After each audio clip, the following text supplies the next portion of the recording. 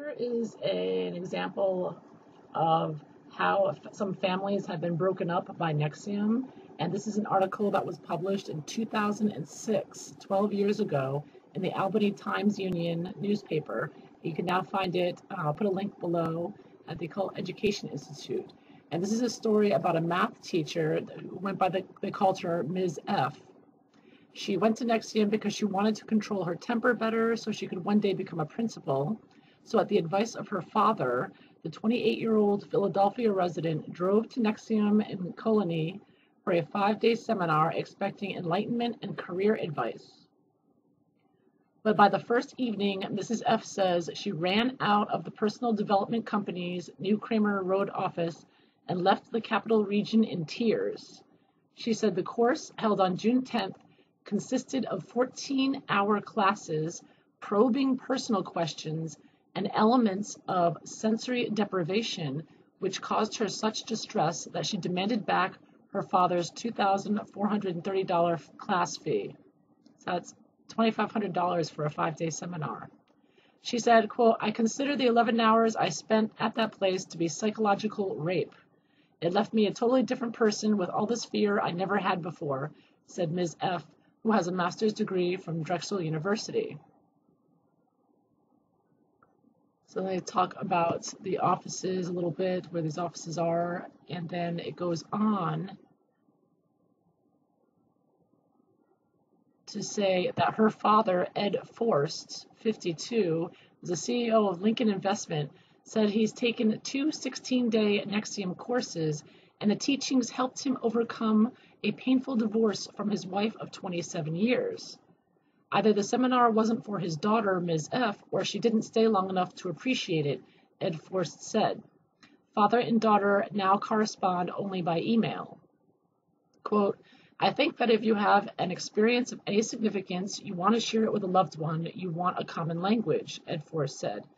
"It's a scary thing to look at yourself, intimidating. If the other person doesn't want to be there, it could cause a breakdown of the relationship. Though clients are made to sign a confidentiality agreement promising not to discuss what they are taught at NXIVM, Ms. F. spoke publicly about her experiences, saying she views the course as dangerous and wants her father to separate himself from NXIVM.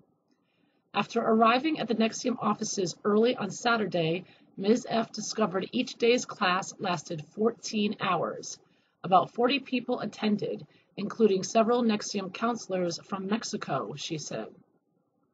The class watched videos about Renier and Salzman, answered large surveys about themselves, and listened to Salzman's daughter Lauren discuss the program, Ms. F. said.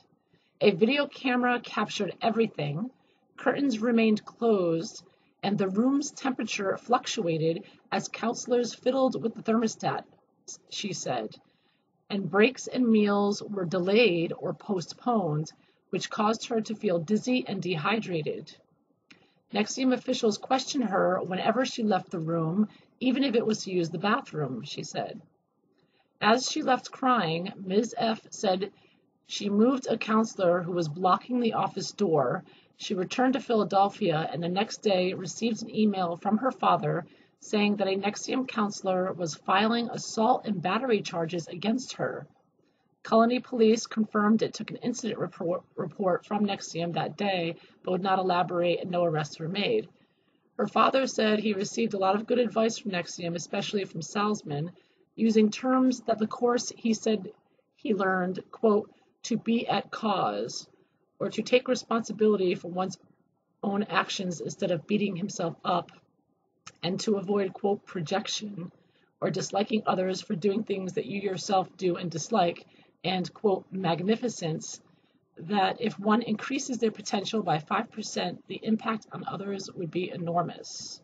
Ed Forst described some of the same experiences as Ms. F, pulled shades, varying room climates, and some initial uncomfortable discussions, but says he didn't interpret the actions as manipulative. So this is, another story, is a personal story of how NXIVM takes people in and is breaking up families. It was also with Catherine Oxenberg and her daughter and others. And there are more stories as well. So some people have ended up dead after being a part of NXIVM.